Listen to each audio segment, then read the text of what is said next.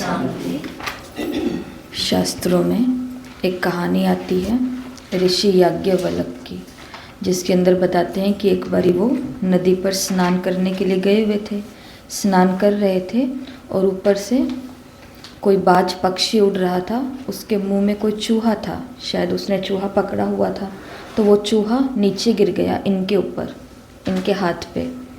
तो जब इन्होंने देखा कि वास्तव में वो चूहा नहीं चूही है, तो उनको ऐसा लगा कि अगर इसको ऐसे ही छोड़ दिया तो फिर वो बाज जो है, वो पक्षी है, वो फिर इसको ले जाएगा, फिर खा लेगा, इसलिए इसको यहाँ तो कहीं पर छोड़ नहीं सकते। तो वो क्या करते हैं, उस चूहे को अपने पास अपने घर लेकर के चले जाते हैं। उनके पास में कोई भी संतान नहीं होती है, तो उनकी पत्नी उनको बोलती है कि आप अपने जो मंत्रों की सिद्धि है, जो शक्ति है तपस्या की, तो उससे क्यों नहीं आप इस चूहे को एक कन्या का रूप दे देते। उनकी संतान भी नहीं है तो उनके पास एक संतान भी हो जाएगी। तो वो ऐसा ही करते हैं कि उनकी तपस्या का जो भी बल है, प्रभाव है, तो उससे वो उस चूहे को एक कन्या का रूप दे देते हैं। अब वो धीरे धीरे कन्या बड़ी भी होती है, आगे निकलता है समय, तो फिर बाद में उस कन्या के लिए स्वयंवर, मतलब कि तुम खुद अपना वर चुनो कि तुम किससे विवाह करोगे। तो वो कन्या कहती है कि जो सबसे ज़्यादा बलशाली है मैं उससे विवाह करूँगी। तो ऋषि को लगता है कि सबसे ज़्यादा शक्तिवान, सबसे ज़्यादा बलवान तो इस धरती पर, इस सृष्टि में सूर्य देवता है। तो वो सूर्य देव के पास जाते हैं और जाकर के बोलते हैं कि हमारी कन्या है और ये आपसे विवाह करना चाहती है। तो सूर्य देवता बोलते हैं कि मुझे तो स्वीकार है, क्योंकि इतने बड़े ऋषि की कन्या है, तो उन्होंने बोला मुझे तो स्वीकार है। परंतु वो चूही जो है, मतलब वो जो कन्या है, वो कन्या बोलती है कि नहीं, मुझे सूर्य देव से विवाह नहीं करना। पूछा गया क्यों नहीं करना, तो उसने बोला क्योंकि इनसे ज़्यादा बलशाली तो बादल हैं, जो सूर्य को भी ढक देते हैं। तो फिर उनका प्रस्ताव बादलों के पास रखा जाता है। तो बादलों को कहा जाता है कि हमारी कन्या है, तो आप इनसे विवाह करो। बादल भी कहते हैं कि ज़रूर हम इनसे विवाह करेंगे। परंतु फिर वो कन्या वो कहती है पर मुझे नहीं स्वीकार, क्योंकि बादल से भी ज़्यादा शक्तिशाली तो वायु है, जो बादलों को भी उड़ा देती है, इधर उधर कर देती है, छिन्न भिन्न कर देती है। इनका कोई ठिकाना नहीं है बादलों का, इसलिए फिर वो वायुदेव के पास जाते हैं। तो वायुदेव भी कहते हैं मुझे कोई दिक्कत नहीं है विवाह करने में।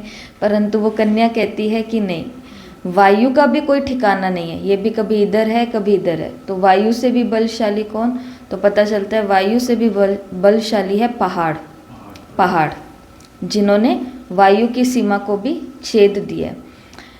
तो फिर जब पहाड़ के पास जाया जाता है तो पहाड़ भी बोलते हैं कि मुझे स्वीकार है विवाह करना।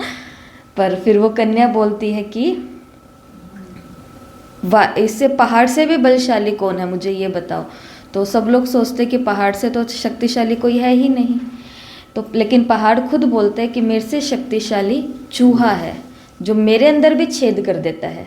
चूहा है जो मेरे अंदर भी छेद कर देता है। तो चूहे को जब उस कन्या के आगे लाया जाता है तो वो कन्या शर्मा जाती है। वो कहती है दूल्हा मुझे पसंद है।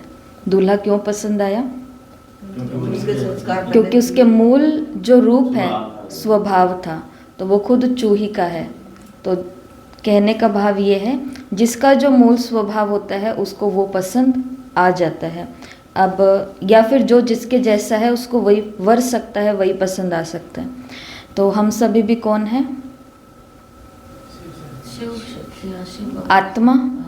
आत्मा को वरने की ताकत, आत्मा को पसंद करने की, नापसंद करने की, अपने पास रखने की, ना रखने की, सब चीज़ों की ताकत सिर्फ किसके पास है, परमात्मा के पास। जैसे चूही को चूहा ही पसंद आया ना, उसको सूर्य नहीं पसंद आया, उसको बादल नहीं पसंद आए, उसको वायु, उसको इतना बड़ा पहाड़ नहीं पसंद आया, लेकिन उसको क्या पसंद आया, वो छोटा सा चूहा पसंद आया। ऐसे आत्मा कितनी भी जगहों पर, भोग विलासों में, वस्तुओं में, पैसे में, कपड़ों में, व्यक्तियों में, विकारों में कितना भी सुख, क्योंकि उसको एक बारी तो सुख मिलता ही है, जिसको अल्पकाल का सुख बोलते हैं, क्षण भंगुर सुख बोलते हैं, मृग तृष्णा बोलते हैं, है ना। तो वो सुख उसको प्राप्त होता है। परंतु आत्मा की जो प्यास है, आत्मा की जो तृप्ति है तो वो कौन करा सकता है? जैसे चूही किसके आगे शर्माई? चूहे के आगे। तो परमात्मा से ही आत्मा को सारा जो प्यार है, तो दुनिया में हमको क्यों आकर्षण होता है? क्योंकि अंदर में खालीपन है, अंदर में अकेलापन है। तो वो अकेलापन है तब कुछ कुछ चीज़ें, कुछ कुछ लोग, चाहे वो अलौकिक, चाहे वो लौकिक जीवन हो, चाहे वो अलौकिक जीवन है, अलौकिक जीवन में आ करके भी बुद्धि इधर उधर उसमें फंस जाती है। जैसे कल की साकार मुरली में बाबा ने क्या कहा कि अच्छा लगे तो सब अच्छा लगे। जैसे जानकी दादी बोलते थे ना कि सब मेरे हैं और कोई भी मेरा नहीं है। उनका ये स्लोगन था कि सब मेरे हैं इस संसार में और कोई भी मेरा नहीं है। तो आत्मा जो भटकती है या आत्मा जो इधर उधर चीज़ों में इस ब्राह्मण जीवन में आने के बाद भी इधर उधर फंस जाती है, तो उसका कारण यही है कि आत्मा ने उस परमात्मा को वैसे नहीं पहचाना जैसे चूही ने चूहे को पहचान लिया था, है ना। तो ये भी शास्त्रों में बड़ी कमाल की कहानी आती है कि जिसका जो मूल स्वभाव है, मूल गुण है, तो ये ज्ञान, ये पढ़ाई, ये माहौल हमको क्यों आकर्षित करता है? क्योंकि कारण यही है कि आत्मा का मूल इधर ही है। वो जो ज्ञान का सागर है, वो जो पवित्रता का सागर है, वो शांति का सागर है ना, वो बात है। यहाँ पर एक स्लोगन लिखा हुआ है, नॉलेज इज पावर, कि ज्ञान क्या है? शक्ति है, ज्ञान शक्ति है। परंतु knowledge without practice is ego. Knowledge शक्ति है, बल है, ताकत है, लेकिन इस बल, शक्ति और ताकत को अगर प्रैक्टिस में नहीं लाया गया तो ये बल, शक्ति और ताकत क्या बन जाता है? अहंकार बन जाता है। मुरलियाँ पढ़ रहे हैं, सेवाएं कर रहे हैं, सब कुछ हो रहा है, परंतु प्रैक्टिस के अंदर वो ज्ञान नहीं आ रहा है कि मैं आत्मा हूँ, आत्मा के ये संस्कार, ये स्वभाव है, या दुख देना, दुख लेना, क्या बाबा कह रहे हैं। तो मतलब नॉलेज तो है शक्ति, बल, परंतु इस नॉलेज को हमें क्या लाना पड़ेगा? प्रैक्टिस में लाना पड़ेगा।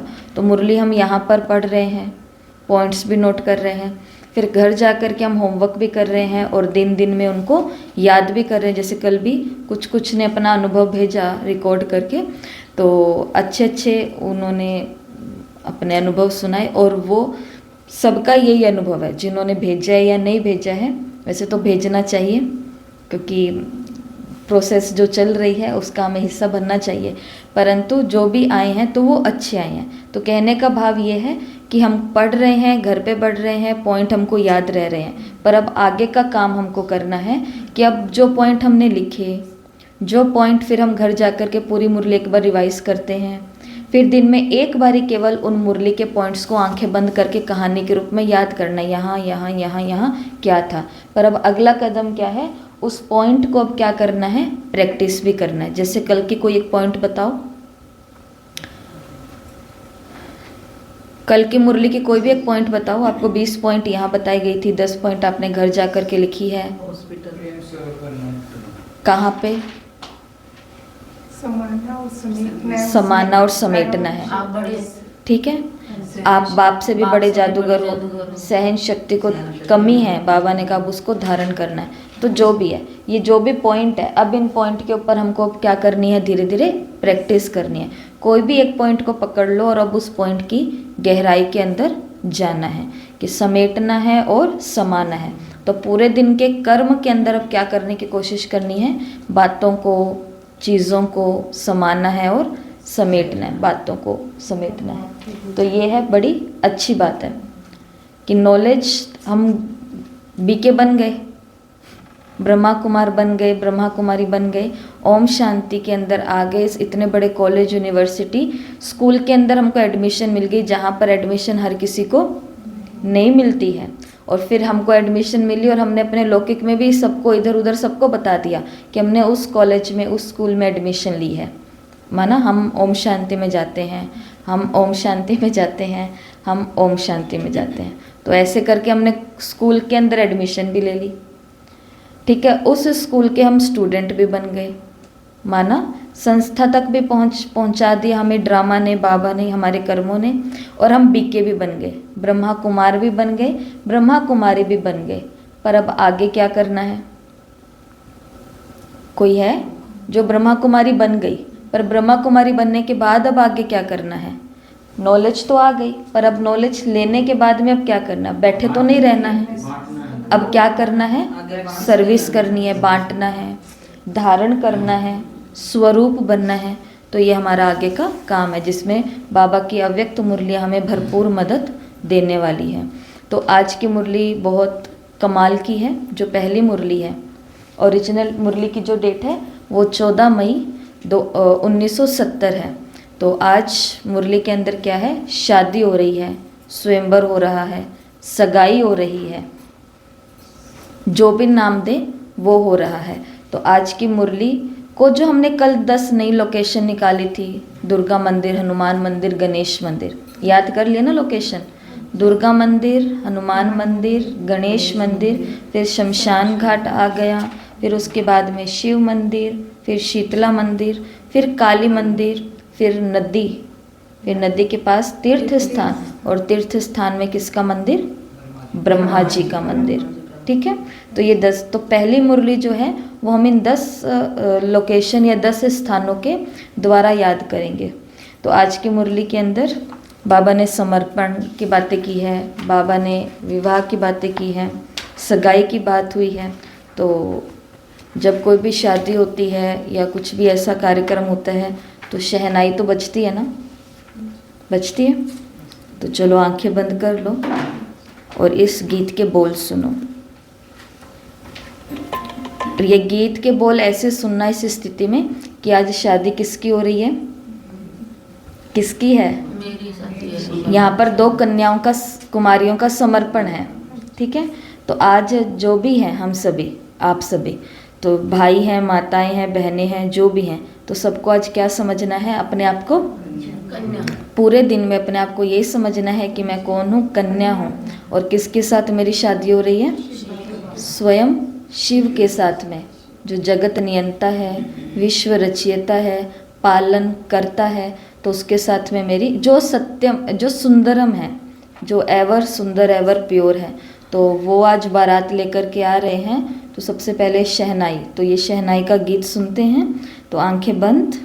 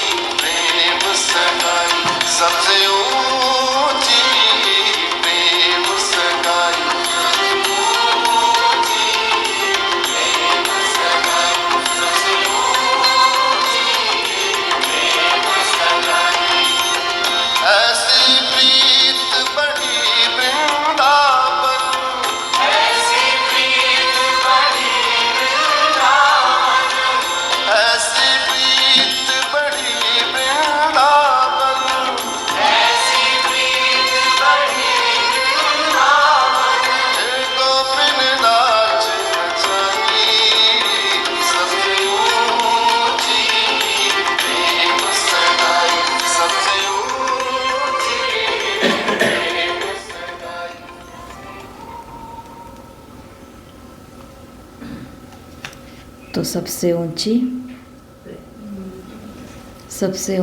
प्रेम सगाई। प्रेम सगाई। और इस प्रेम के अंदर शास्त्रों के अंदर दिखाया है कि भगवान ने क्या क्या किया, जो लिखत के रूप में आता है। तो क्या क्या किया? दुर्योधन के मेवे त्याग दिए और विदुर के घर पर साग खा लिया। और क्या किया? सबरी के जूठे बेर खाए और अर्जुन के रथ के सारथी बन गए। अपनी जो ठकुराई है, जो अपना अधिकारपन है, राजापन है, वो भी क्या कर दिया? ठुकरा दिया, त्याग दिया। और क्या किया?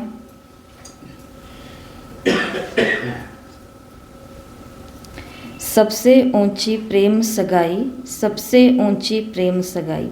दुर्योधन के मेवा त्यागो, साग विदुर घर खाई, जूठे फल शबरी के खाए, बहुविधि स्वाद बताई। बहुत अच्छे हैं, बहुत मीठे हैं। राजसूय यज्ञ युधिष्ठिर कीना, तामे झूठ उठाई। राजसूय यज्ञ हो रहा है युधिष्ठिर के, और ये क्या कर रहे हैं? जो भी ब्राह्मण, जो भी लोग आए हैं, उन सभी के जूठे बर्तन साफ कर रहे हैं युधिष्ठिर के प्रेम के अंदर, उसकी सच्चाई, उसकी सफाई। प्रेम के बस सारथ रथ हाक्यो, भूल गई ठकुराई, ऐसी प्रीत बढ़ी वृंदावन, गोपियन नाच नचाई, सूर क्रूर एहि लायक नाही, केहि लाए कहू बड़ाई। सूर क्रूर, भगवान के आगे कोई भी छल कपट, बहादुरी, दिमाग, ये षड्यंत्र, ये सब भगवान के आगे नहीं चल सकते। उसको कैसे भगत पसंद है, कैसे बच्चे पसंद है, कैसी आत्माएं पसंद है? जिनके अंदर भोलापन है, जिनके अंदर भावना है, जो भोग बाबा को लगाएंगे, भोग भगवान को खिलाएंगे, पर सेवाएं करेंगे, सब कुछ करेंगे, लेकिन कहीं पर भी आडंबर नहीं होगा, दिखावा नहीं होगा। सिर्फ वहाँ पे क्या होंगे? भाव होंगे। भोग होगा तो भाव के साथ होगा, सेवा होगी तो भाव के साथ होगी। अपना प्रचार प्रसार, अपनी दिखावा, अपनी चतुराई, छल कपट तो भगवान को बिल्कुल भी पसंद नहीं आता है। झूठ कपट क्रूर, ये भगवान को पसंद नहीं आता है। तो ये ऐसी प्रेम सगाई। तो आज शादी किसकी है? मेरी कन्या की। मेरी शादी है, ठीक है। तो रिश्तेदारों को बुलाया हुआ है। तो शुरुआत करते हैं मुरली की, जिसके अंदर बाबा ने आज हमें बताया कि समर्पण का गुह्य अर्थ है। तो शादी में देखो, शहनाई का गीत सुना, आगे विदाई का भी गीत है। वो बात अलग है कि विदाई का गीत भी यही है, क्योंकि हमें तो जिससे प्रीत लगानी है उसी के गीत हमें तो सुनने हैं। कुछ सौगातें मिलने वाली है, श्रृंगार होने वाला है। तो चलें इस यात्रा पर, निकालें। तो सबसे पहली लोकेशन हमारी क्या थी, जो नई हमने ली है 51 से दुर्गा मंदिर। तो आपने सभी भक्ति की भी सीरियल देखे होंगे, कहानियाँ सुनी होंगी, तो आपने जाना होगा अपने जीवन में कि चाहे सीता हो, चाहे रुक्मणी की बात हो, तो इन सभी का जो विवाह हुआ या इनको जो पसंद आया या इनको कहाँ से अनुमति मिली, तो दिखाते हैं मंदिर में ही ये खड़े थे, मंदिर में ही सब चीज़ें हुई थी, है ना। ऐसा कहानियों के अंदर दिखाते हैं। तो सबसे पहले हम पहुँचे दुर्गा मंदिर। तो जैसे दुर्गा माता के मंदिर हम पहुँचे तो दुर्गा जी ने हमको क्या दिया? एक दर्पण दिया। सबसे पहले हमें क्या मिला? एक गिफ्ट मिली उस कन्या को, और कन्या को गिफ्ट क्या मिली? सबसे पहले एक दर्पण। बाबा के महावाक्य हैं, वतन से दर्पण लाया है, सभी का अर्पण में का मुखड़ा, देखने के लिए और दिखाने के लिए। तो ये दर्पण है, जिस दर्पण में क्या दिखाई देता है कि मैं भगवान पर कितना अर्पण हुई हूँ। ये देखना भी है और औरों को दिखाना भी है। मेरे अंदर ज्ञान बहुत है, मेरे अंदर ज्ञान बहुत है, तो ये तो हो गया दर्पण देखना। लेकिन अब ऐसी हम प्रैक्टिस कर रहे हैं कि हमारे चाल चलन, चेहरे, हमारे सेवा के अंदर, हमारे माहौल, हमारे आहार व्यवहार, आचार व्यवहार, इन सब से क्या लग रहा है कि हाँ ज्ञानी तो है ये, योगी तो है ये, वाइब्रेशन तो है। तो उसके लिए क्या करनी पड़ती है? प्रैक्टिस करनी पड़ती है। तो ऐसे ये दर्पण ऐसा है जिसके अंदर हम कितने अर्पण हुए ये देखना भी है और औरों को दिखाना भी है। केवल देखने में राजी नहीं हो जाना। सर्विस, बाबा बोलते हैं ना, सेवा और ज्ञान, मुरली, यही हमारा जीवन है। तो पहला दुर्गा मंदिर में हमको क्या गिफ्ट मिली? दर्पण। तो इस दर्पण के अंदर बाबा ने दर्पण कहाँ से भेजा? वतन से भेजा। और इस दर्पण में क्या देखना है कि कितना मर्पण में हुए हैं, देखना है और दिखाना है। ठीक है। दुर्गा मंदिर के पास ही कौन सा मंदिर? हनुमान मंदिर। तो हनुमान जी ने आज हमको 3 शिक्षाएं दी। उन्होंने बोला कि ये 3 का समर्पण कर देना है। तो हम सुन रहे हैं, क्योंकि जिस कन्या का विवाह होता है तो उसको तो हर एक डायरेक्शन बहुत अच्छे से सुनने पड़ते हैं ना। ये करना है, ये नहीं करना है, इतने बजे उठना है, ऐसे खाना है, ऐसे पहनना है, ऐसे बैठना है, ऐसे बातचीत करनी, और ऐसी बातचीत तो बिल्कुल नहीं करनी है। तो ऐसे ही दुर्गा मंदिर में हमको दर्पण मिला, सौगात मिली। हनुमान मंदिर के अंदर हमको 3 बातें बताई गई हैं। तो उनका इधर तो अर्पण होंगे और उधर समर्पण करना है। किन 3 बातों का समर्पण करना है? पहला स्वभाव का, एक स्वभाव समर्पण, दूसरा देह अभिमान समर्पण, और तीसरा संबंधों का समर्पण। तो इसको कैसे याद रखोगे? SDS। समर्पण किसका करना है? स्वभाव का, देह अभिमान का और संबंधों का। इन तीनों का क्या करना है? समर्पण करना है। सबसे ज़्यादा जो कर्म विकर्म बनते हैं वो किससे बनते हैं? संबंधों से। संबंध में भी हमको याद रहता है ये मेरा ये है, ये मेरा ये है, ये मेरा ये है। तो वहाँ पर फिर ज़्यादा खतरा है हर चीज़ को करने का। इसके लिए क्या बोला कि आत्मा की प्यास कौन बुझा सकते हैं? आत्मा को भरपूर कौन कर सकते हैं? उसके अलावा कोई कर ही नहीं सकता। कितना भी आप समय लगा दो, ऊर्जा लगा दो, शक्ति लगा दो। तो इसके लिए ये हनुमान जी ने हमको क्या बोला है? हनुमान मंदिर में हमको क्या आज्ञा मिली है कि इन तीनों का समर्पण करना है। कौन है ये 3 चीज़ें? स्वभाव, देह अभिमान और संबंध। ठीक है। तो पुराने स्वभाव, देह अभिमान और पुराने संबंध हैं। इन तीनों का क्या कर देना है? समर्पण कर देना है। ठीक है। और यहाँ पर देह से मतलब है कर्मेंद्रियों का जो लगाव है, अपने इंद्रियों का जो लगाव है उसको। तो हनुमान मंदिर के आगे गणेश मंदिर। तो गणेश जी के पास में कितनी युगल दिखाते हैं? 2 युगल दिखाते हैं। तो अपने सुहाग को कायम रखने के लिए भाग्य अपने कहते हैं ना, सुहाग ही भाग्य है। तो सदा सुहाग सदा भाग्य। जो जितना सुहागिन रहते हैं उतना ही श्रेष्ठ भाग्यवान रहते हैं। तो सुहाग और सुहाग की निशानी क्या है? चिंदी और बिंदी, यहाँ पर भी और यहाँ पर भी। तो हमको गणेश मंदिर में हम पहुँचे तो वहाँ पर हमें क्या पता चला कि सुहाग की निशानी क्या है? चिंदी और बिंदी। तो ये 2 बातें, चिंदी और बिंदी। और कहते हैं जो सदा सुहागिन वो सदा भाग्यशाली। तो हमको कैसा वर मिला है? अमरनाथ, जो कभी भी मरता नहीं है। सुहाग कभी भी मिटेगा नहीं, सदा सुहागन रहेंगे, सदा भाग्यशाली रहेंगे। तो दुर्गा मंदिर में क्या मिला? दर्पण। दर्पण में क्या देखना है और दिखाना है कि हम कितना अर्पण हैं। फिर उसके बाद हनुमान मंदिर में 3 बातें हमें समर्पण करने को कहा गया। वो 3 बातें हैं स्वभाव, देह अभिमान और संबंध। फिर उसके बाद में गणेश मंदिर के अंदर हमें सुहाग की निशानी मिली है और हमें कहा गया कि सदा सुहागिन, इसका मतलब सदा भाग्यशाली। और वो सुहाग की निशानी कौन सी मिली है? चिंदी और बिंदी। ये 2 शब्द बहुत सुंदर बाबा ने कहे हैं कि चिंदी और बिंदी दोनों ही होते हैं। ठीक है। गणेश मंदिर के आगे निकले तो क्या आ गया? अब शिव की बारात है और शिव के साथ शादी हो रही है और शमशान घाट बीच में ना, ये हो सकता है?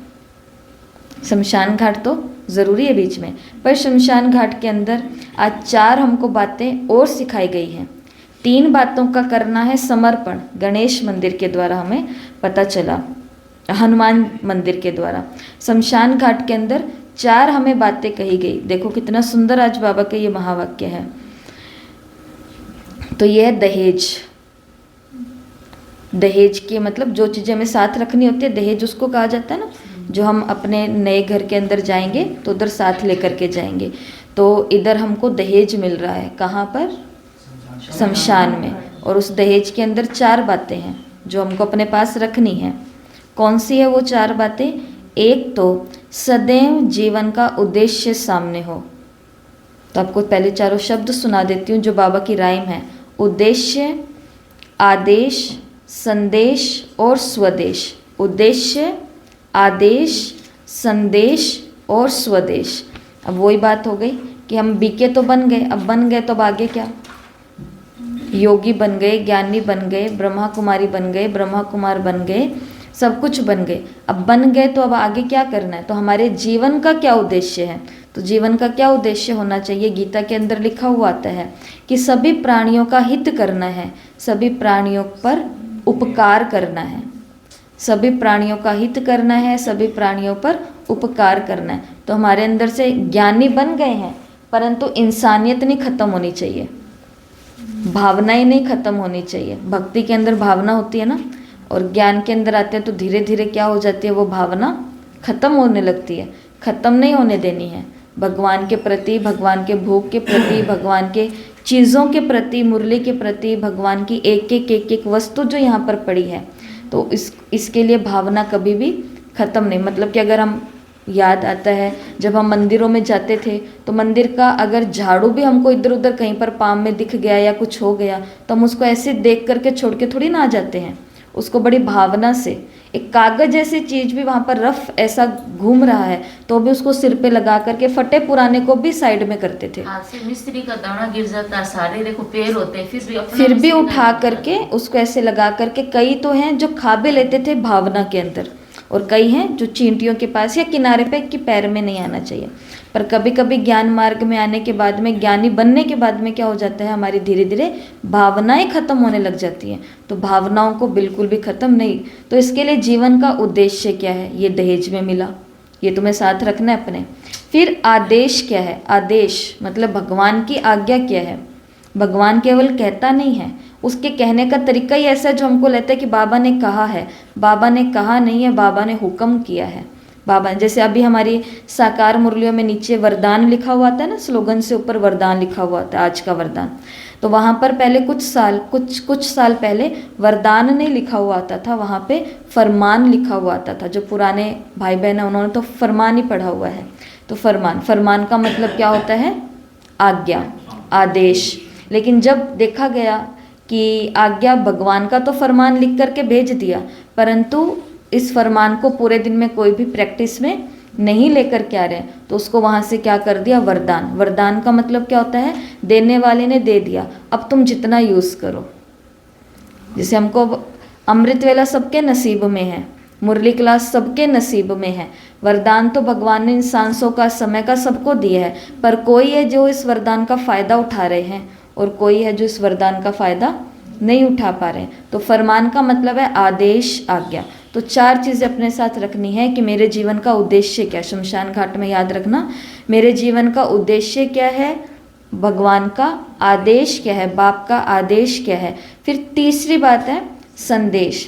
संदेश भी देना है। अब खुद की शादी हो गई तो शादी का लड्डू खा करके बैठ नहीं जाना, बन गए हम तो, हो गया हमारा तो। अब औरों को भी क्या देना है? आत्माएं बहुत दुखी हैं, बहुत कष्ट में हैं, रोग आते जा रहे हैं, डिप्रेशन होता जा रहा है, हर दूसरे व्यक्ति को तनाव का रोग लगा हुआ है और चिंता तो घर घर में पहुंच चुकी है। तो ऐसी आत्माओं को पकड़ पकड़ करके क्या करना है? यथार्थ ज्ञान देना है, और बातों में उलझा नहीं देना है। यहाँ पर ये, यहाँ पर ये, हम तो ऐसा करते हैं, हम तो ऐसा करते हैं, हम तो पता नहीं कैसा कैसा करते हैं। तो हम करते हैं तो ये प्रचार करने के लिए नहीं कहा गया। भगवान क्या कहता है वो हमें तो उनको बोलना है कि आप अगर चाहो तो सिर्फ आत्मा समझ के उस निराकार को याद करो, या जिस भी रूप में याद करो। उनको मंत्र तो दे करके आए हम कोई ना कोई। तो इसके लिए हमें अपने लोकल में देखना है कि बच्चों की हम क्या सेवा कर सकते हैं, युवाओं की क्या कर सकते हैं, भोली साधारण माताओं की, भाइयों की, डिपार्टमेंट की, ऑफिस के अच्छे अच्छे अधिकारियों की, क्योंकि रोग तो अंदर सबके लगे हुए हैं ना, दुख तो सबके अंदर पहुंचा हुआ है। तो उद्देश्य, जीवन का उद्देश्य क्या है, आदेश क्या है, संदेश सब तक पहुंचाना है। और चौथी और लास्ट बात है दहेज के अंदर कौन सी रखनी है? स्वदेश। अब ये सब कुछ जीवन का उद्देश्य है, आदेश और संदेश के चक्कर में कभी कभी ऐसा होता है कि हम ये भी भूल जाते हैं कि हमें भी घर जाना है। मेरे भाई बहन, मेरा सेंटर और मेरी सेवाएं और मेरा ज्ञान और मेरा बहुत अच्छा चल रहा है, बहुत अच्छा चल रहा है। पर बहुत अच्छा करने वाले ये भूल गए कि घर हमको भी जाना है। तो ये सब कुछ तीनों कार्यक्रम करते हुए हमको फिर भी ये नहीं भूलना कि जो बात उस दिन भी आपको बताई थी कि सचिन भाई जी ने कहा कि हजारों इस हाथ में आ रहे हैं और हजारों लोग इस हाथ से निकल रहे हैं। पैसा भी आ रहा है और पैसा भी हो सकता है, जैसे उस दिन बाबा ने मुरली में बोला, कोई है जो देह विमान में आकर के मांग भी सकते हैं। तो आ रहा है और जा रहा है, लोग आ रहे हैं और जा रहे हैं। तो अब लेकिन वो लोगों के अंदर अटक नहीं जाना कि वो आ करके चले क्यों गए, वो आ करके ऐसे क्यों हो गए, पैसा यहाँ क्यों लग गया, सेवा क्यों नहीं हुई, कोई पहुंचा क्यों नहीं, 100 प्रकार की बातें। तो ये तो ड्रामा है, हमें अपना काम करना है। जैसे भगवान रोज अपना काम करता है ना, मुरली सुनाने के लिए रोज ही आ जाता है, जबकि उसको दिख रहा होता है कहीं ना कहीं से, टीवी तो खोल के देख ही रहे ना। वो बाबा ने बोला कि वतन के अंदर बाप दादा टीवी तो देखते हैं, तो टीवी के अंदर क्या बाबा ने देखा नहीं कि जो सुबह ने पढ़ा के गया हूँ वो इनको है भी या नहीं भी है। पर अव्यक्त मूल्यों के कारण तो हमारा रूटीन बहुत चेंज हो चुका है, तो बाबा को टीवी में अच्छे सीन दिख रहे होंगे ना। बाबा ने कहा खुश हूँ मैं, अव्यक्त मुरली चली थी, अव्यक्त मुरली चली इस बार, तो बाबा ने कहा खुश, बहुत प्यार, स्नेह और खुशी उस मुरली का कीवर्ड था जो बाबा बार बार उसको ले रहे थे बीच में। ठीक है, तो शमशान घाट में क्या याद रखेंगे, ये चारों बातें याद रखेंगे जो दहेज से जुड़ी हुई है। ठीक है, आदेश, आज्ञा, वरदान, आदेश नहीं, उद्देश्य, फिर आदेश, फिर उसके बाद संदेश, और फिर अब घर जाना है। स्वदेश नहीं भूलना चाहिए किसी भी काम को करते समय। स्वदेश, वो तो आप मुरली पढ़ेंगे तो आपको सारे आ जाएंगे शब्द सामने। फिर इधर शमशान घाट के बाहर निकल करके कहाँ पहुँचे, शिव मंदिर में पहुँचे, शिव जी के मंदिर पहुँचे। तो शिव जी के मंदिर में जाते ही बाबा ने हमें कहा कि अब तुम क्या मतलब शिव जी ने हमें कहा कि अब तुम क्या बन गए हो या क्या तुम्हें बनना है। आज बाप दादा सभी बच्चों को टाइटल देते हैं कि आप सभी लॉ मेकर्स हो। लॉ मेकर्स का मतलब जो कानून बनाने वाले हैं, कानून बनाने वाले, लॉ मेकर्स। हम लॉ मेकर्स हैं, ये स्मृति में रखेंगे तो कोई भी कदम सोच समझकर उठाएंगे। हम बिना हेलमेट के जाएं तो चलेगा, परंतु एक खुद पुलिस ऑफिसर है जो अपनी बाइक पर है, स्कूटी पर है या जिस पर भी हैं, तो अगर वो जाएंगे, स्कूटी पर तो वो होते नहीं है, वो बाइक पर ही होते हैं, उनके पास जो अलॉट होती है ना, तो वो अगर जाएंगे, अगर वो हेलमेट ना पहने या यहाँ के जो भी लीडर्स हैं वो कभी जा रहे हैं तो वो ना पहने, तो देखने वाले क्या कहेंगे, हमें कुछ नहीं कहेंगे, लेकिन जो उनको देखेंगे वो कहेंगे कि देखो आप ही नहीं अपने नियम फॉलो करते तो फिर हम क्या करें, ऐसा। तो बाबा ने कहा कि हम सभी कौन हैं, लॉ मेकर्स हैं, तो मर्यादाओं को पालन करना है, श्रीमत सिरांखें क्या बोलते, सिर माथे होनी चाहिए। तो इसके लिए शिव मंदिर में हमें क्या टाइटल मिला है, लॉ मेकर्स। शिव मंदिर में टाइटल मिला, शमशान में दहेज मिला है और शिव मंदिर में क्या मिला है, टाइटल। कौन सा टाइटल मिला है, लॉ मेकर्स। बाबा ने कहा अगर ये शब्द याद रखेंगे लॉ मेकर्स, तो कोई भी कदम जब हम उठाएंगे तो सोच समझ करके उठाएंगे। जो उस दिन भी बाबा ने मुरली में बोला, जो कर्म मैं करूँगी मुझे देखकर और करेंगे, वो बात है। ठीक है, फिर उसके बाद शीतला माता मंदिर। तो शीतला माता के मंदिर में देखो कौन सी बाबा की महावाक्य हम याद करेंगे, अपने को अकेला नहीं समझो। कितना सुंदर बाबा ने कहा, एक एक के पीछे आपकी राजधानी है। तो शीतला मंदिर में क्या याद रखेंगे कि एक एक के पीछे क्या है, राजधानी है, अपने को अकेला नहीं समझना है। ठीक है, फिर उसके बाद काली मंदिर। तो काली मंदिर के अंदर हमको 3 चीज़ें मिली, तिलक, ताज और तकत। तिलक, ताज और तकत। बाबा का महावाक्य पढ़ के सुनाते हैं, सत्युग में माता पिता राज सिंहासन पर बिठाते हैं। संगम पर कौन सा राज तिलक है, मालूम है? संगम का तिलक लगाया हुआ है या लगाना है? संगम के तख्त नशीन हुए हो, सर्विस की जिम्मेवारी का ताज है, तख्त कौन सा है? तो अंदर बाबा ने सब बताया है। इधर तकत और इसका तो नहीं बताया हुआ, पर ताज का ज़रूर बताया हुआ है मुरली के अंदर। तो ताज कौन सा है, जिम्मेवारी का ताज है। ठीक है। शीतला माता के मंदिर में क्या हमें पता चला कि अकेले नहीं है, एक एक के पीछे क्या है, राजधानी है। और फिर काली मंदिर पहुंचे तो इधर हमें क्या पता चला कि ताज भी मिल रहा है, तकत भी मिल रहा है और तिलक भी मिल रहा है। और ये तीनों चीज़ें मुझे सदा अपने साथ में रखनी है। और ताज कौन सा है, जिम्मेवारी का ताज।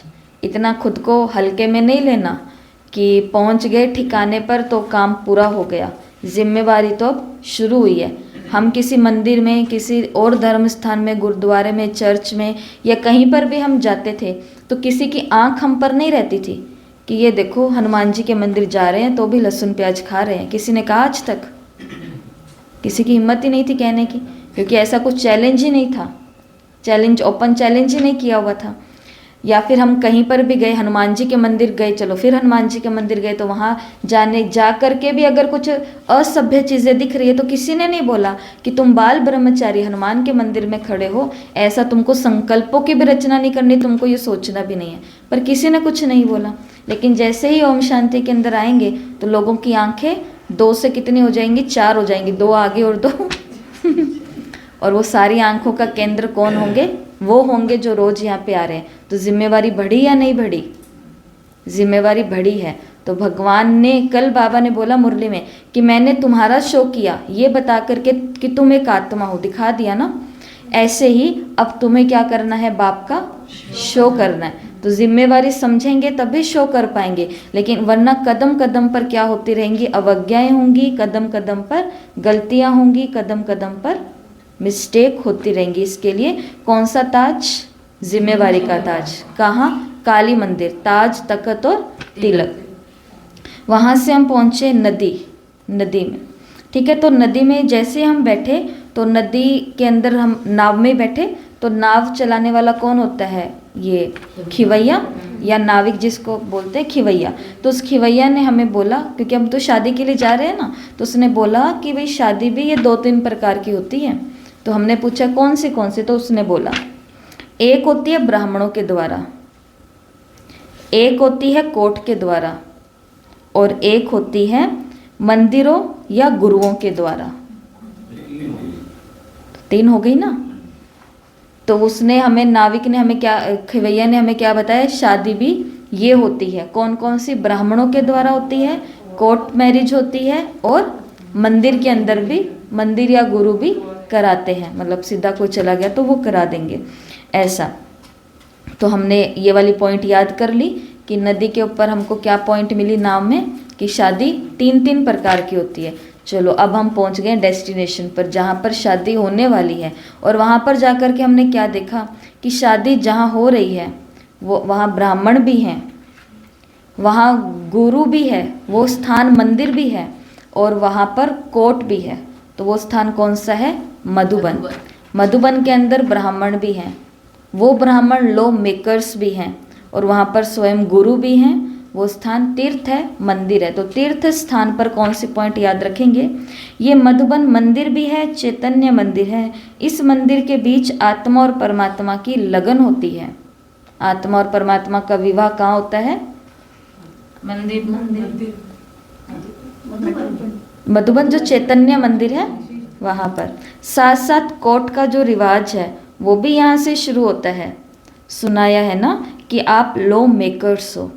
तो मधुबन तीर्थ स्थान पर क्या याद रखेंगे कि ये मधुबन ही है जो हमारे लिए चैतन्य मंदिर भी है, कोर्ट भी है, क्योंकि यहाँ पर लॉ मेकर्स भी हैं, ठीक है। और इस मंदिर के अंदर क्या होता है? आत्मा और परमात्मा की लगन होता है, शादी होती है, ठीक है। और लास्ट में हम पहुँचे ब्रह्मा जी। तो आशीर्वाद लेने के लिए कहाँ पहुँच गए? ब्रह्मा के पास में। और ब्रह्मा ने क्या आशीर्वाद दिया देखो। एक तो अपने को उपकारी समझ करके चलना, ज्ञान का झूठा पाखंड नहीं करना, झूठा अहंकार नहीं रखना कि हम ज्ञानी बन गए और सब आ गया, पर उपकारी नहीं कर रहे हैं। वो गीत के अंदर, गीत नहीं आता, हम पहले सुनते थे कि अगर प्यासे को पानी किसी को पिला न सको तो बाद अमृत पिलाने से क्या फ़ायदा। तो अभी संसार को उस पानी की आवश्यकता है। और पानी किसके, जब सागर हमारे पास है तो पानी भी हमारे पास ही है ना। तो अगर हम किसी आत्मा पर उपकार ही ना कर सके, पर अभी भी हम व्यर्थ के अंदर ही, सुना ना, भगवान को कौन पसंद आए, विदुर पसंद आया। और विदुर की पत्नी ने क्या किया, और क्या, कहानी के अंदर एक और भी आता है कि केला है, केले का गुद्दा तो गिर रहे हैं, है ना, और केले के छिलके खिला रहे हैं भाव में कि आज मेरे पास आए कौन है।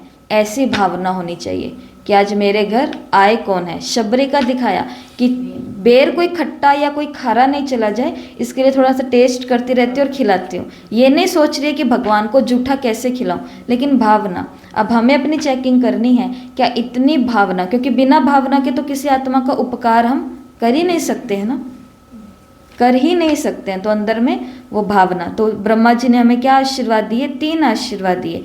एक तो उपकारी समझ करके चलना, एक तो उपकारी समझ करके चलना, दूसरा निरहंकारी, और तीसरा अधिकारी। उपकारी, निरहंकारी और अधिकारी। उपकार करते करते अहंकार आने का खतरा है ना बहुत ज़्यादा, तो इसके लिए उपकार भी करना है, निरहंकारी भी रहना है, और साथ साथ में अधिकारी भी बन करके खुद को चलाना है। कितना भी कोई अपकारी हो, लेकिन आपकी दृष्टिवृत्ति उपकारी हो। तो उपकार किस पे करना है, जो हमारा उपकार करते हैं उन पे उपकार करना है। हमारे सामने वो आत्मा आ जाए जिसने पूरे जिंदगी, पूरे जीवन सिर्फ मेरा बुरा ही बुरा किया है, मेरे लिए गलत ही गलत किया, वो आत्मा भी किसी ऐसे समय पर मेरे आगे आगे जिस समय उसको बहुत ज़्यादा कोई मदद की आवश्यकता है। तो लेकिन इसके लिए अपना दिल कैसा होना चाहिए, बहुत बड़ा होना चाहिए। बड़े दिल वाले ही ये काम कर सकते हैं। क्या, कौन सा काम, अपकारी पर उपकार करने वाला। देखो उस आत्मा को आंखें बंद करो ज़रा, ऐसी कोई आत्मा दिख रही है जिसने जीवन में मेरा बड़ा नुकसान कर दिया, करो आंखें बंद। आंखें बंद करके दिखेगा, आंखें बंद करके एकाग्रता आती है, फोटो तभी निकलेगी। कई दिख रहे हैं ना। अब देखो ये कई जो हैं, ये कई लगातार आ रहे हैं, किन्हीं के चेहरे मुरझाए हुए हैं, किन्हीं के ऊपर क्या कष्ट आया होगा हमें नहीं जानते हैं, और ये मेरे दरवाजे पर आए हैं मुझसे शांति, शक्ति, ज्ञान, सुख, आनंद, प्रभु प्रेम लेने के लिए। तो क्या मेरा इतना बड़ा दिल है? आंखें खोलो, तो ये हमको काम करना है। या जो हमको दिख रहे हैं, जैसे उस दिन बाबा ने मुरली में क्या बोला, कहीं पर आग लगती है तो क्या हम बन गए ऐसे कि हम आग को बुझाने वाले हों, या आज भी हम वही हैं कि अपने ही घर में, अपने स्थान में आग लगी है और वहाँ पर भी हम क्या डाल रहे हैं आग के अंदर? मुझे बताओ ये कैसे हुआ, मुझे बताओ। क्यों हम डिटेक्टिव लगे, हम CID लगे, जो हमें बताने से कोई समाधान हो जाएगा? बताओ हमेशा उसको, या इच्छा उसको रहनी चाहिए कि मुझे बताओ, जिसके पास समाधान करने की शक्ति हो। जब हमारे पास अपने घर के अपने ही उलझने समाधान करने की शक्ति नहीं है, तो औरों के पचड़े में हमको क्यों पड़ना है? इसके लिए साक्षी होकर के, बाबा को याद करके, ये ब्रह्मा जी के वरदान, यही उपकार करते रहो मन ही मन में। ठीक है जी? तो ऐसा हो सकता है, ऐसा हो सकता है, और ऐसा करना ही है। प्रैक्टिस तो करनी, बिना प्रैक्टिस के कुछ नहीं होगा। ठीक है? तो एक बारी 10 के 10 हम रिपीट कर लेते हैं। तो आंखें बंद करेंगे आप सभी, क्योंकि आंखें बंद करोगे तभी वो छोटी छोटी स्टोरी चलेगी, बिना आंखें बंद करे याद ही नहीं होगा। तो आंखें बंद, और सबसे पहले पहुँचे दुर्गा मंदिर। तो दुर्गा मंदिर में दर्पण मिला है गिफ्ट में, और ये दर्पण है कि हम कितने अर्पण हुए हैं ये देखना है और औरों को दिखाना है। उसके बाद पहुँचे हनुमान मंदिर। तो हनुमान मंदिर के अंदर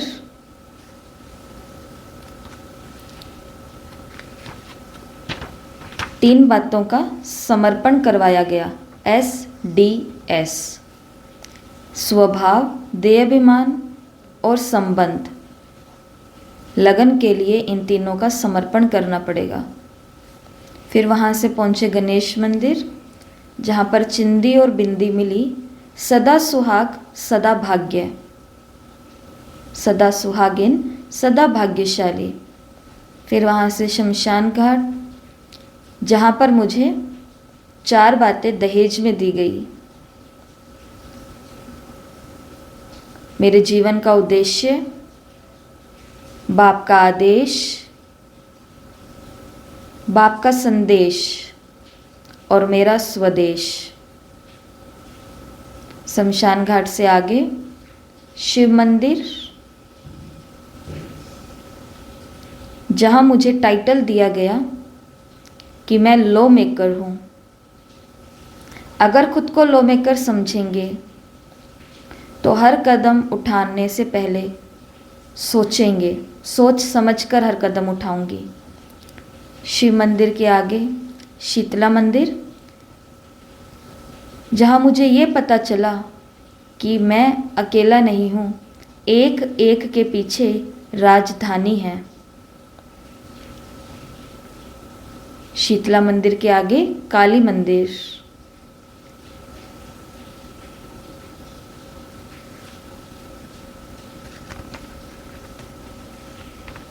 जहाँ पर मुझे ताज, तकत और तिलक। ताज मिला जिम्मेवारी का। आगे पहुँचे नदी, नदी पर खिवैया। खिवैया ने कहा शादी 3 प्रकार से होती है, एक ब्राह्मणों द्वारा, एक कोर्ट द्वारा और एक गुरुओं या मंदिर के द्वारा। फिर पहुँचे तीर्थ स्थान मधुबन। मधुबन चैतन्य मंदिर है जहाँ आत्मा और परमात्मा का लगन होता है और यहाँ पर लॉ मेकर्स भी हैं, ये कोर्ट भी है। और लास्ट में ब्रह्मा मंदिर, जहाँ में 3 आशीर्वाद मिले। उपकारी समझना है, अपकारियों पर उपकार करना है, निरहंकारी बनकर रहना है, कोई अहंकार नहीं। और तीसरा अधिकारी, उपकारी, निरहंकारी, अधिकारी। आंखें खोलेंगे, ठीक है? ठीक है, तो अब आज क्या काम करना है? जब हम मुरली पढ़ लेते हैं पूरा दिन में एक बारी, उसके बाद में दिन में सिर्फ एक बारी, ज़्यादा नहीं करना है ये, दिन में सिर्फ एक बारी, कभी भी 1 मिनट का टाइम निकाल करके आंखें बंद करनी है। और जो ये स्टोरी बनी है, यहाँ से यहाँ निकली, यहाँ से यहाँ गए, यहाँ से यहाँ गए, फिर मेरे को यहाँ ये 3 वरदान मिले, तो इसको ऐसे स्टोरी के रूप में देखना है। दहेज में क्या है, सुहाग की निशानी क्या है, गिफ्ट, ताज, तिलक और तख्त क्या है, दर्पण क्या है, ऐसे ऐसे करके स्टोरी के रूप में एक बारी बस ये काम आंखें बंद करके करना है। राजयोग में आंखें खोली जाती है और एकाग्रता में आंखें बंद की जाती है। एकदम से आपको बोला जाए कि उसका घर कहाँ पर है, तो हम कहेंगे उसका घर ऐसे, उसके नंबर क्या है, उसके नंबर ऐसे। आंखें या तो ऊपर या फिर बंद हो जाती है, मोस्टली बंद ही होती है। एकाग्र करने के लिए क्या करने पड़ते हैं, इन खिड़कियों को बंद करना पड़ता है, ठीक है? तो ये थी पहली मुरली। अब दूसरी मुरली बहुत छोटी सी मुरली है, ज़्यादा बड़ी, ये भी मुरली छोटी है। और अगली मुरली तो सिर्फ 2 ही पन्नों की है। मुरली का टाइटल है भिन्नता को मिटाने की युक्तियाँ क्या क्या है। पर ये वाली मुरली हम यहाँ नहीं करने वाले, ये आपको घर से करनी है। बहुत छोटी सी मुरली है, सिर्फ 2 ही पन्ने की मुरली आपने देख लिया है। और इस मुरली के साथ आपको क्या करना है, जैसे आपने देखा है ना कि जब हम कोई मूवी देखते हैं, सिनेमा देखते हैं, तो वो उसकी पहले एक स्क्रिप्ट बनाई जाती है, एक लिखा जाता है, कहानी का रूप उसको लिखत में पहले दिया जाता है। फिर वो स्क्रिप्ट अलग अलग डायरेक्टर के पास जाती है या प्रोड्यूसर जो भी होते हैं उनके पास जाती है, और वो जाके देखते हैं कि ये स्क्रिप्ट के अंदर सब बढ़िया है। अगर ये स्क्रिप्ट ऐसी है कि लोग इसको इंटरेस्ट से देखेंगे तो फिर उसका फिर डायरेक्शन किए जाते हैं। और ये सब चीज़ें, एक्टर्स आते हैं, एक्ट्रेस आती हैं, विलन आते हैं, सब चीज़ें होती है। तो आज दूसरी मुरली के साथ क्या करना है, आप लोगों को एक कहानी बनानी है, स्क्रिप्ट तैयार करनी है। जैसे पहली मुरली की कहानी हमने बनाई, बहुत आसान है, सब चीज़ें आसान है। 60 लोकेशन याद हो गई, मुश्किल है या आसान है? बोल ही नहीं रहे, लगता है मुश्किल है। आसान नहीं। 60 लोकेशन आपको याद नहीं हुई? विश्वास नहीं है पर खुद पे, पर भूल जाते हैं। पर जब शुरू की 7 याद की थी तब सोचा था कि हम 60 तक भी पहुंच जाएंगे, वो भी 1 महीने से कम समय में। अभी तो समय कहाँ हुआ है, 21 दिन वो हुए हैं, 11 दिन, ये 11वां दिन तो आज है। एक रख के खाओ आपके, 1 और 1 11 अकेले नहीं है ना, पूरी राजधानी है पीछे, एक के साथ एक। शिव बाबा तो है ही। ठीक है, तो दूसरी मुरली के साथ क्या करनी है, ये 5 चीज़ें करनी है।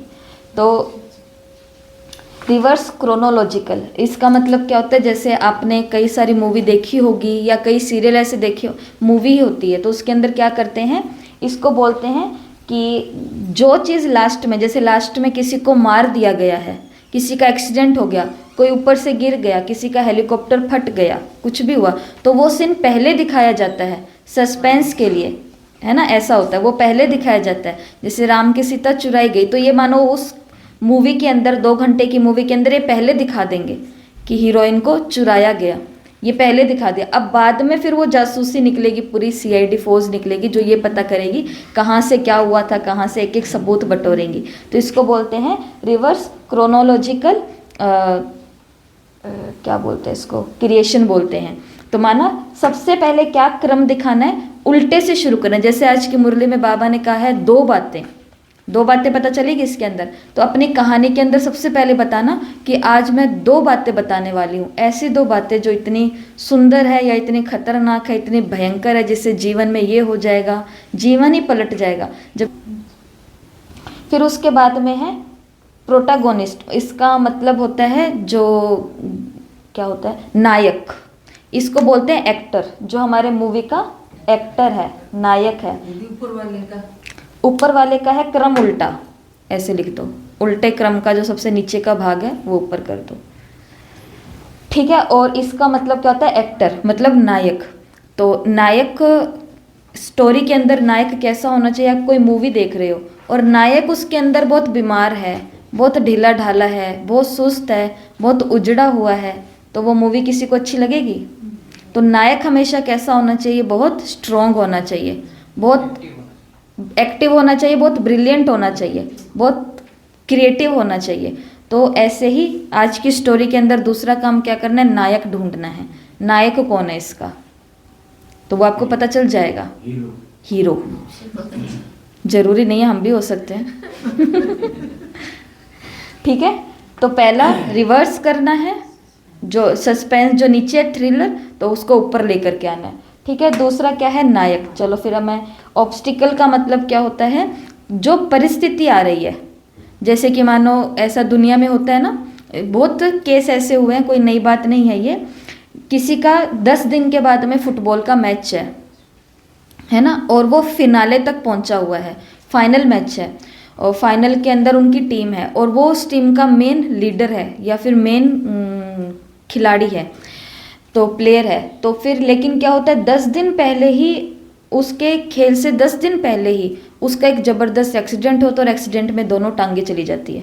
तो ये क्या होते हैं, ऑब्स्टिकल होते हैं, परिस्थिति जो एकदम से आती है, मतलब जो भी है। और इसको बोलते हैं ट्विस्ट एंड टर्न, कि ऐसा उसके अंदर क्या हो गया जहाँ से सारी कहानी ही पलट गई।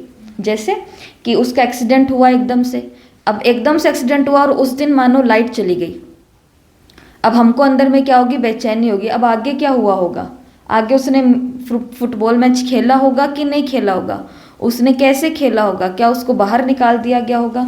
तो इसको बोलते हैं ट्विस्ट एंड टर्न, जहाँ से सारा का सारा खेल जो है, मूवी है, वो स्टोरी है, पलट जाती है। अपने जीवन की कहानियाँ उठा लो, हमारे जीवन की कहानी कम है क्या, एकदम से पलटी है कितनी कितनी जगह, कि हमने सोचा था ये, हमको पहले से ही नहीं पता था अपना, क्या बोलते हैं उसको, जो लास्ट में दिखाते हैं कि इसका रिजल्ट, मूवी का रिजल्ट क्या निकलने वाला है, उसको कुछ बोलते भी हैं, भूल गए अब, ब्रेन, जो एंडिंग होती है, मतलब उसको कुछ और बोलते हैं कि इसका, चलो जो भी है। तो अब देखो, हमें अपने जीवन का पता होता है कि बस इतने साल पढ़ लेती हूँ, फिर जॉब कर लेंगे, फिर शादी हो जाएगी, फिर ऐसे घर में होगी, वहाँ पे ऐसे ऐसे रहूँगी, ये करूँगी। सोचा तो सबने, एंडिंग तो सबने अच्छी सोची हुई है ना, पर एंडिंग सोचने के बाद में बीच में नायक भी आए हैं, कभी सास के रूप जो अच्छे थे, फिर ससुर के रूप में, पति के रूप में, पत्नी के रूप में, बच्चे के रूप में, जो हमारे जीवन में जिन्होंने एक्टर का काम भी किया है। लेकिन एक्टर का काम करते करते बीच में परिस्थितियाँ भी बहुत आ गई हैं, परिस्थितियाँ कम आई नहीं आई, पर हमने तो कुछ और सोचा था। परिस्थितियाँ आई, परिस्थितियाँ आते आते कुछ ऐसे ऐसे मोड़ आ गए जहाँ से पूरा मेरे जीवन का खेल ही पलट गया। सोचा था शादी और बन गए सन्यासी, सोचा था सन्यासी और बन गए गृहस्थी, सोचा था नौकरी करने वाले बन गए बिजनेसमैन, सोचा था बिजनेस एम्पायर खड़ा करना है और बन गए एक छोटी सी नौकरी वाले। तो कुछ भी जहाँ से पूरी जिंदगी पलट गई, टर्न कर गई। ठीक है, ये हमारे जीवन में भी सबके साथ हुआ है। अपने ऊपर ही कहानी, अब सबके गर्दन ऐसे ऐसे हिल रहे हैं। अब सबको समझ में आ गया कि ये स्क्रिप्ट कौन सी चल रही है। इसके अंदर सी के अंदर ऑब्स्टिकल, विघन, परिस्थितियाँ। फिर ये है ट्विस्ट और टर्न। परिस्थितियाँ तो आती जाती रहती है, रोज ही बीमारी आ रही है, रोज ही आंधी तूफान, बारिश, सर्दी गर्मी आ रही है, ये परिस्थिति है। पर कुछ ऐसा होता है जहाँ से हमारी कहानी पलट जाती है, जीवन की यात्रा ही बदल जाती है। ठीक है, और लास्ट में क्या है, एंटागोनिस्ट। एंटागोनिस्ट का मतलब ये है नायक और ये है खलनायक। हमारी इस मुरली के अंदर खलनायक कौन है। अब हमें अपने जीवन के साथ ये काम नहीं करना आज कहीं पर अपनी कहानी हम लिखने के लिए बैठ जाए। अपनी स्टोरी नहीं लिखनी है, हमें तो स्टोरी लिखनी है 21 मई 1970 की मुरली की। 21 मई 1970 इस मुरली को ट्विस्ट एंड टर्न, जहाँ से खेल पलटा, ट्विस्ट आ गए, कुछ ऐसी चीज़ें आ गई। तीसरे में नहीं गई है। तीसरे में है परिस्थितियाँ। परिस्थितियाँ रोज आती हैं, पर रोज की परिस्थितियाँ हमारे जीवन को पलटाती नहीं हैं।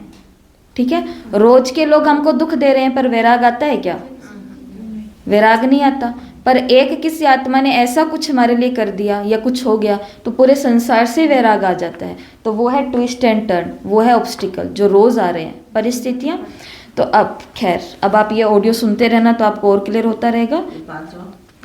अब पहले ये काम करो जो आपको बोला जा रहा है, टाइम हो गया।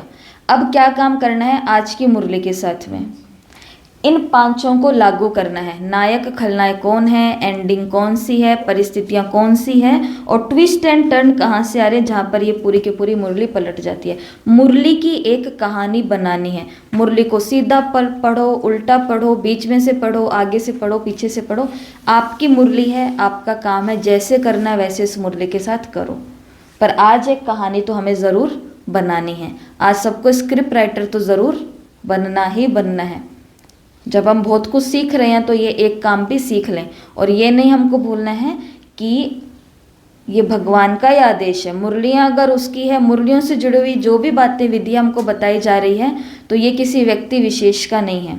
अगर मधुबन से ये भट्टी शुरू हुई और सब लोग ये सोचते ये तो इन भाई जी की है, हम क्यों सुने, ये तो इन भाई जी की, हम क्यों सुने, तो वो आज 81 तक की मुरलियों पर, इतनी सुंदर यात्रा पर वो लोग ना चल रहे होते। इसलिए अगर हम ये सोचेंगे कि इन्होंने बता दिया, अब करें ना करें, बताएं करें ना करें, नहीं, जिनको करना है उनको करना ही करना है। तो आज ये काम सबको करना है दूसरी मुरली के साथ। अभी इस मुरली के दो बहुत पावरफुल महावाक्य वो मैं बोलूँगी, मेरे पीछे पीछे आप भी बोलना। बाबा बाबा कहने से माया भाग जाती है, मैं कहने से माया मार देती है।